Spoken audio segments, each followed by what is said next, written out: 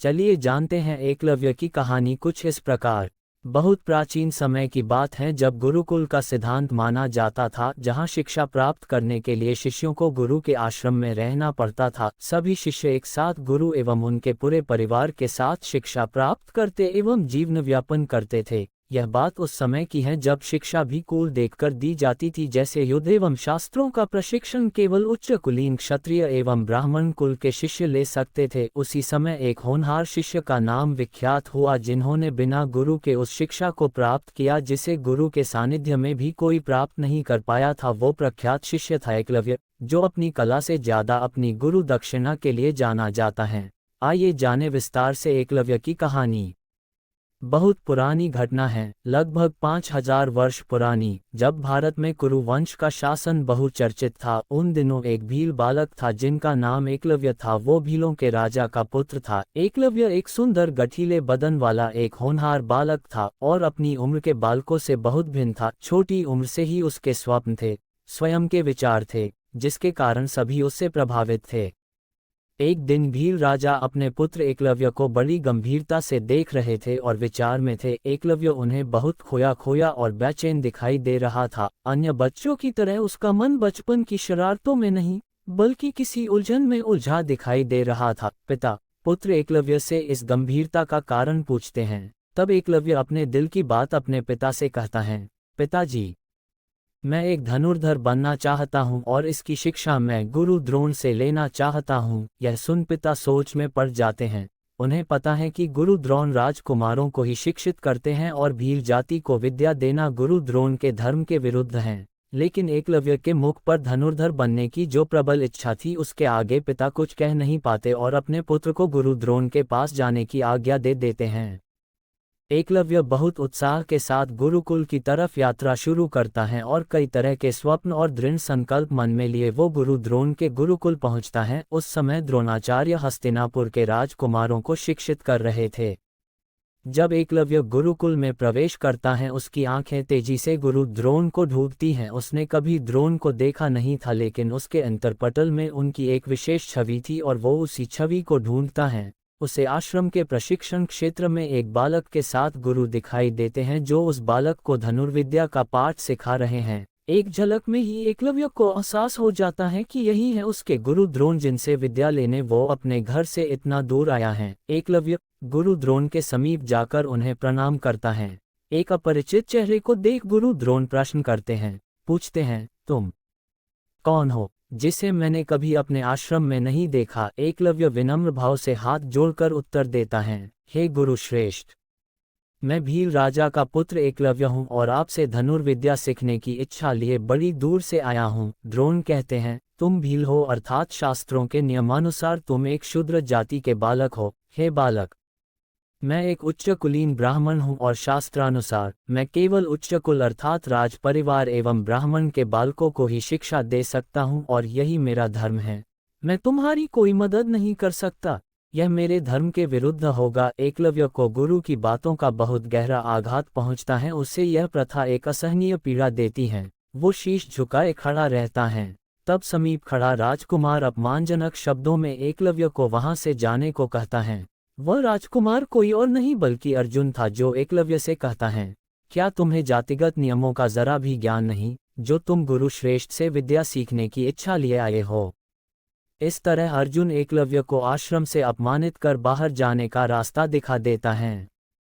एकलव्य भारी सा मन लिए आश्रम से बाहर निकल जाता है, लेकिन उसके धनुर्धर बनने की इच्छा में लेश मात्र का भी परिवर्तन नहीं होता, बल्कि वो दृढ़ता से अपने लक्ष्य को पाने के विचार में लग जाता है। अपने क्षेत्र में आकर वो जंगल के एक शांत स्थान को चुनता है, उसे स्वच्छ करता है, वहां गुरु द्रोण की एक भव्य प्रतिमा बनाता है और दिन प्रतिदिन उनकी पूजा कर धनुर्विद्या का अभ्यास करता है। अपनी लगन एवं गुरु के प्रति निष्काम श्रद्धा के कारण एकलव्य की कला दिन प्रतिदिन निखरती जाती है। वो एक महान धनुर्धर बनने की दिशा में आगे बढ़ता जाता है। कुछ वर्षों बाद एक दिन एकलव्य जंगल में अभ्यास कर रहा था, तभी एक कुत्ता भौंकने लगता है। जो उसके अभ्यास में विघ्न डाल रहा था। पहले वो भौंकने की आवाज को नजरअंदाज करता, लेकिन बहुत देर होने पर उसे गुस्सा आ जाता है और वो अपना धनुष उठाकर कुत्ते की तरफ निशाना साधता और बिना कुत्ते को आघात किए उसके मुंह में तीरों को इस तरह डाल देता है कि कुत्ते का मुंह खुला रह जाता है, लेकिन उसे जरा भी दर्द नहीं होता। इस तरह उसका भौंकना बंद हो जाता है। उस समय उस वन में कुछ दूरी पर गुरु द्रोण के साथ सभी राजकुमार भी अभ्यास कर रहे थे। तब सभी की नज़र उस कुत्ते पर पड़ती है, जिसे देख गुरु द्रोण आश्चर्यचकित रह जाते हैं और उनके मन में यह जिज्ञासा उठती है कि यह कौन महान धनुर्धर है जिसने इतने अच्छी तरह से इस कुत्ते का भौंकना बंद किया। द्रोण उससे मिलने की इच्छा प्रकट करते हैं और सभी के साथ वन में उस महान धनुर्धर की खोज में निकल पड़ते हैं। कुछ दूरी पर उन्हें एकलव्य दिखाई देता है, जिसे वे पहचान नहीं पाते और पूछते हैं, क्या तुम वो धनुर्धर हो जिसने इस कुत्ते का भौंकना बंद किया? एकलव्य उसी विनम्रता से प्रणाम करते हुए हाँ में शीश झुकाता है। गुरु द्रोण कहते हैं, हे महाशिष्य, मैं तुम्हारे गुरु से मिलना चाहता हूँ जिसने तुम्हें इस काबिल बनाया है। तब एकलव्य शीश झुकाकर कहता है, मेरे महान आदरणीय गुरु का नाम गुरु द्रोण है। यह सुन द्रोण आश्चर्य से कहते हैं, यह कैसे संभव है? द्रोण मेरा नाम है और मैं तुम्हारा गुरु नहीं हूँ। एकलव्य द्रोण को उनकी प्रतिमा दिखाता है और भूतकाल में हुई वो घटना याद दिलाता है। हे गुरुवर, मैं वही भील बालक हूँ जो आपसे शिक्षा ग्रहण की इच्छा लिए गुरुकुल में आया था। तब आपने मुझे शूद्र कहकर मुझे ना कह दिया था, लेकिन मेरी इच्छा प्रबल थी, इसलिए मैंने आपकी प्रतिमा के सामने दिन प्रतिदिन आपको गुरु मानकर अभ्यास किया और एक धनुर्धारी बन सका। यह देख गुरु द्रोण के मन में बहुत खुशी होती है, लेकिन उनके अहम को आघात भी पहुंचता है, क्योंकि उन्होंने यह प्रण लिया था कि वो अर्जुन को श्रेष्ठ धनुर्धारी बनाएंगे और एकलव्य के होते यह संभव नहीं। गुरु द्रोण अपने इस अपमान को सहन नहीं कर पाते। तब गुरु द्रोण एकलव्य से कहते हैं, तुमने शिक्षा तो प्राप्त कर ली, पर क्या तुम जानते हो, शिक्षा के बदले गुरु को गुरु दक्षिणा दी जाती है। क्या तुम मुझे गुरु दक्षिणा नहीं दोगे? यह सुन एकलव्य बहुत खुश होता है। उसके लिए तो यही बड़ी बात थी कि गुरु द्रोण ने उसे अपना शिष्य कहा, और वो कह देता है, हे गुरुवर, यह मेरा धन्य भाग्य होगा अगर मैं आपको शिष्य के रूप में गुरु दक्षिणा दे सकूं।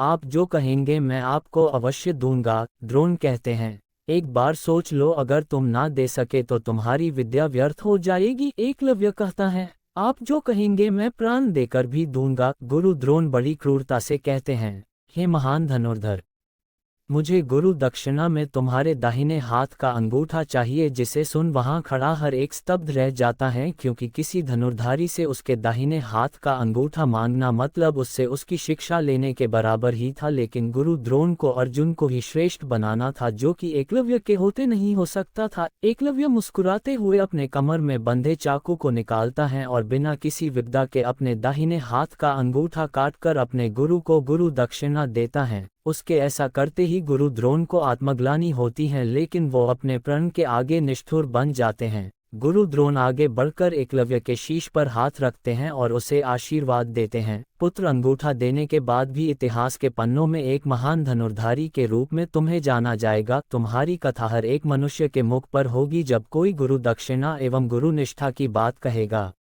इस तरह एकलव्य अपने संकल्प के कारण बिना गुरु के भी एक महान धनुर्धर बनता है और अपनी गुरु निष्ठा एवं गुरु दक्षिणा के लिए जाना जाता है। एकलव्य की कहानी से हमें यह प्रेरणा मिलती है कि हमें कभी भी हार नहीं माननी चाहिए और अपने हौसलों से हालातों को बदलना चाहिए। आपने इस कहानी से क्या शिक्षा प्राप्त की, कमेंट बॉक्स में जरूर लिखें।